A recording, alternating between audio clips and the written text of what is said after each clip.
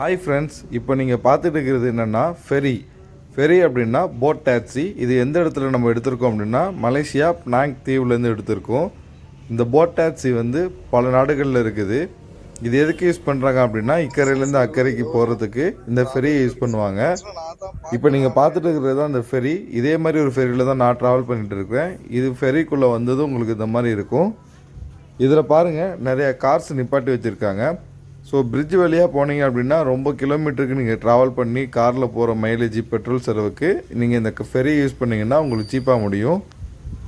நான் தனியாக இதில் போகும்போதும் இதுக்கு நான் கொடுத்த அமௌண்ட் வந்து ₹1. எவ்வளோ நீளத்துக்கு இருக்குது பாருங்கள். அதாவது அந்த ஒரு காசுக்கு ₹1. போகிற வழியில் இந்த சைடு இருக்கிற தீவு அந்த சைடு இருக்கிற தீவை இணைக்கிறதுக்கு தான் அந்த ஃபெரி யூஸ் பண்ணுவாங்க. ஸோ அந்த தீவை நீங்கள் தனியாக தூரத்துலேருந்து பார்க்கலாம், அருமையாக இருக்கும். இது நிறையா பேர் லோக்கல் பீப்புள் யூஸ் பண்ணுவாங்க. டூரிஸ்ட் ஸ்பாட்டு கண்டிப்பாக நீங்கள் ஃபெரி ட்ராவல் பண்ணி ஆகணுங்க. நீங்கள் அடிக்கடி இந்த மாதிரி ஃபெரி ட்ராவல்லாம் நீங்கள் எங்கேயுமே பார்க்க முடியாது. மொத்த தீவையும் தனியாக பார்க்கலாம்.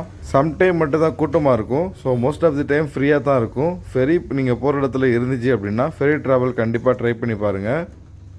நம்ம சேனலில் போடுற வீடியோ ஏதாவது ஒரு வகையில் கண்டிப்பாக உங்களுக்கு யூஸ்ஃபுல்லாக இருக்கும். ஸோ இந்த மாதிரி வீடியோஸ் பார்க்க நம்ம சேனலை மறக்காமல் சப்ஸ்கிரைப் பண்ணிடுங்க.